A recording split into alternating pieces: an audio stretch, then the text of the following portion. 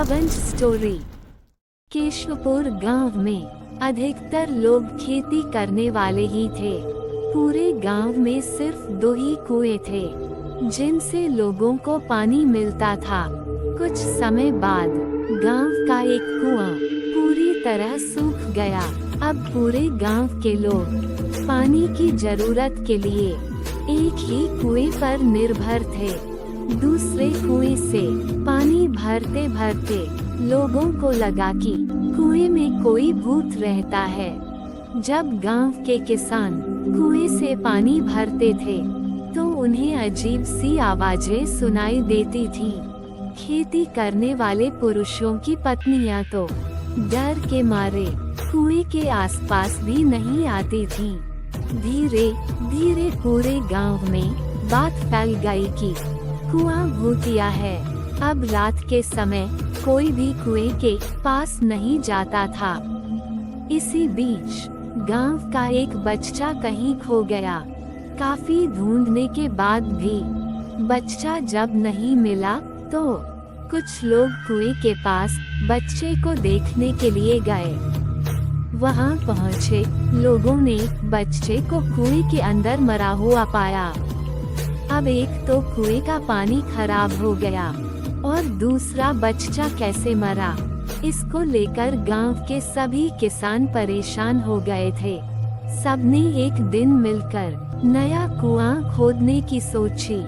कुछ ही दिनों में सबने कुआं खोद लिया और उसमें पानी भी आने लगा। अब पूरे गांव के लोग नए कुएं से ही पानी भरते थे और भूतिया कुएं की तरफ जाना सबने बंद कर दिया था।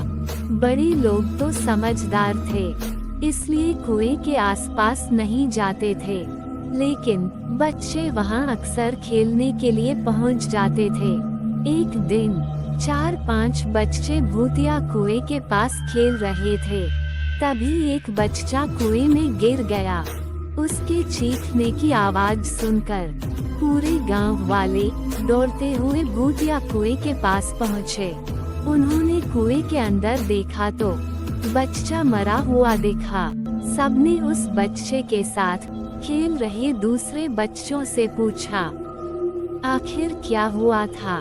बच्चों ने कहा, वो खेलते खेलते पानी को देखने गया और अचानक कुएं में गिर पड़ा। इस हादसे के बाद गांव वालों ने तुरंत एक तांत्रिक को जाकर कुएं के पास बुलाया। वहां पहुंचकर तांत्रिक ने बहुत सारे मंत्र पढ़े, जिसे सुनकर भूत सबके सामने आ गया।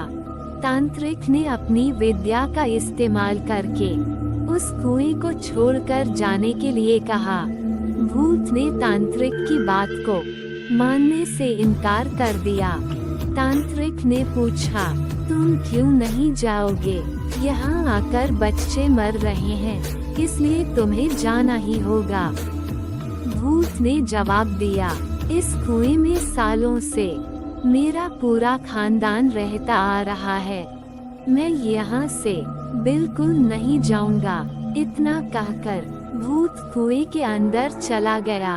अब तांत्रिक ने गांव के लोगों से कहा, इस कुएं के मुंह को ढक दो। ऐसा करने से किसी तरह के हादसे नहीं होंगे।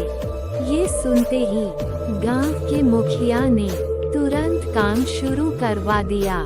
दूसरे दिन कुएं के मुंह पर जाली डालकर पूरी तरह से रेत और सीमेंट से पक्का ढक्कन बना दिया गया और उसे ढक दिया गया। अब सारे गांव वाले खुशी खुशी रहने लगे। उस दिन के बाद से गांव में ऐसी किसी तरह की घटना नहीं हुई और भूतिया कुएं के डर से लोग मुक्त हो गए।